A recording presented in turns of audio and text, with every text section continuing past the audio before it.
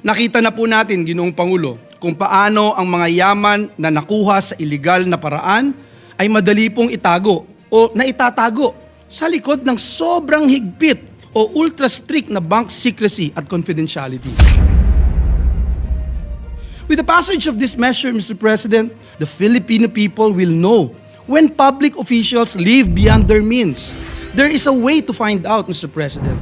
When billions of pesos disappear, they cannot hide behind secrecy. Today, this representation rise to sponsor a measure that seeks to modernize a legal framework that has remained virtually untouched for more than 7 decades. Yes, you heard it right, Mr. President. More than 70 years, Mr. President. A framework that has, for too long, hindered transparency, obstructed accountability, and weakened our capacity to fight corruption and financial crime. Mr. President, this representation has the honor to sponsor Senate Bill number 1728, also known as the Banking Reform for Integrity, Good Governance, Honesty, and Transparency, or the BRIGHT Act. For over 70 years, the Philippines has maintained one of the most restrictive bank secrecy regimes in the world. What was originally crafted to protect depositor confidence has over time evolved into a shield for impunity, a refuge for illicit wealth, and a serious obstacle to effective financial regulation. Under our existing statutes, primarily Republic Act number 1405 and RA 6426, the confidentiality of bank deposits is so strict, so absolute, that even our own regulators struggle to perform their mandates. Courts, investigators, the Bangko Sentral ng Pilipinas, the Anti-Money Laundering Council, and even Congress itself, Mr. President, often find their hands tied by rules written in 1955. Mr. President, in a world where financial criminals operate with speed and sophistication, our laws still operate with a typewriter. Sa loob po ng mahigit 7 dekada, 70 taon po ito, Ginoong Pangulo, para sa marami nating mga kababayan, tila ba may dalawang magkaibang patakaran ang ating lipunan hinggil po sa usaping ito. Una, para sa karaniwang mamamayan, ang manggagawa, ang maliliit na negosyante na ang simpleng bank account ay pwedeng masilip ng BIR o AMLA kapag kinakailangan. At ikalawa, para sa mga makapangyarihan at tiwaling iilan na kayang magtago ng milyon-milyon, maging bilyon-bilyon pa nga, sa likod ng isang bank secrecy law na pinasapa noong 1955 ay nagsisilbing parang bakal na pader laban sa pananagutan. Mr. President, my esteemed colleagues, this bill, the BRIGHT Act, seeks to change that. Let us speak plainly. People know when something is unfair. They know when a law that is meant to protect the privacy of all of us is used instead to protect only the powerful few. May issue ng unexplained wealth ang isang tao. Hindi pwedeng tingnan ang account. Hindi pwedeng siya sa atin. Protektado ito sa ilalim ng batas. Our people see these excuses, Mr. President. They feel these barriers and consequently lose trust in our institutions. Can we blame them? Of course not. Confidentiality is important, yes. Pero ang tanong ng taong bayan ay simple lamang, Ginoong Pangulo. Dapat po bang gamitin ang batas para pagtakpan ang mali o takbuhan ang pananagutan? Sa napakatagal po na panahon, ang sagot po ay oo. Our outdated bank secrecy laws have made it easy to hide kickbacks, conceal bribes, stash government funds, move dirty money, and evade taxes, all without fear of being caught. This is why billions in public money remain unrecovered. This is why big-time tax evaders slip through the cracks. This is why our regulators struggle to protect the financial system. Mr. President, sa loob po ng mahigit 70 taon, nasanay na po tayo sa sistemang bulag, hindi dahil hindi natin kayang tignan, kundi dahil ipinagbabawal tumingin ng mismong mga batas natin. Mr. President, distinguished colleagues, we must also confront the reality of our standing in the international community. If you look at the records, Mr. President, in 2009, the G20 declared that the era of bank secrecy is over. In 2014, the Organization for Economic Cooperation and Development, OECD, adopted global transparency standards that now govern the automatic exchange of financial information. Nearly every jurisdiction in our region, Singapore, Indonesia, Malaysia, Hong Kong, has modernized its bank transparency laws to comply with global norms. And yet, Mr. President, the Philippines, our beloved country, remains the only country in the whole world whose bank secrecy rules severely restrict even legitimate inquiries by our financial regulators. Bawat taon po na hindi natin ina-update ang ating bank secrecy laws, nilalagay din po natin ang ating bansa sa totoong panganib na muling malagay sa gray list ng Financial Action Task Force. At kapag nangyari po yan, Ginoong Pangulo, hindi lang po mga korap ang unang nagdurusa, kundi ang ordinaryong Pilipino. Ang mga OFWs na nagpapadala ng salapi sa kanilang pamilya na posibleng tumaas ang remittance fees. Ang mga small business owners na nag-a-apply ng loan nahaharap sa mas mahigpit na scrutiny at mas mataas na compliance costs.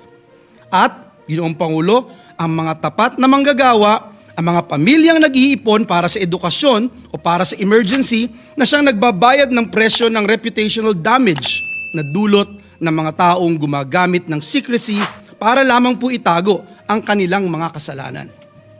Let me emphasize, Mr. President, the cost of secrecy is paid by the people who are not hiding anything.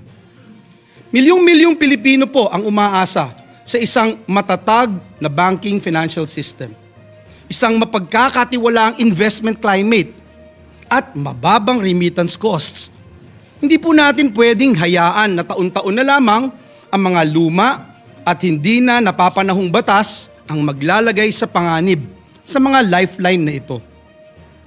The consequences at home are equally alarming, Mr. President. The Department of Finance estimates that our outdated secrecy regime results in billions of pesos in revenue losses annually due to untraceable tax evasion. The IMF, or International Monetary Fund, in its assessments to the Philippine financial sector, has repeatedly warned that our strict bank secrecy rules hamper effective supervision and may impair financial stability. Nakita na po natin, Ginoong Pangulo, kung paano ang mga yaman na nakuha sa iligal na paraan ay madali pong itago o naitatago sa likod ng sobrang higpit o ultra-strict na bank secrecy at confidentiality. At nakita na rin po natin kung paano naantala at minsan tuluyang nahihinto ang mga investigasyon dahil po sa mga batas na ang layunin po sana, Ginoong Pangulo, ay protektahan. Protektahan ang mga tapat at marangal na depositor na nagagamit din bilang kanlungan ng mga tiwaling opisyal, mga money launderer, mga nagpopondo ng iligal na droga, at mga mapagsamantalang mandaraya.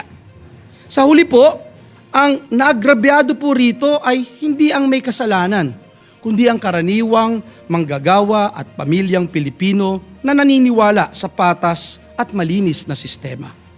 Mr. President, we cannot continue to allow secrecy to be weaponized against the Filipino people. This bill, Mr. President, the BRIGHT Act, proposes not wholesale disclosure, Mr. President, but measured transparency under very specific, legitimate circumstances. Deposits remain confidential as the general rule and may be examined only under conditions explicitly defined in the law.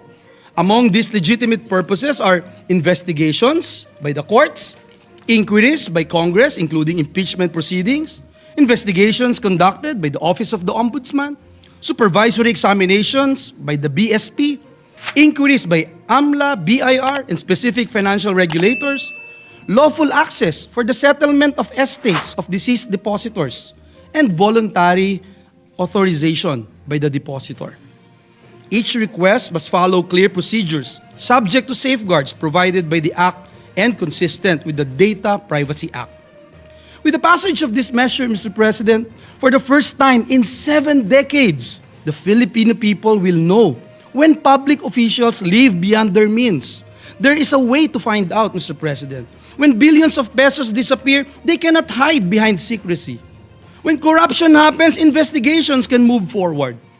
When regulators need information to protect the economy, they can act, Mr. President. When crimes occur, they cannot be covered by confidentiality. Sinasabi po ng panukalang batas na ito sa sambayan ng Pilipino, wala pong exempted sa katapatan.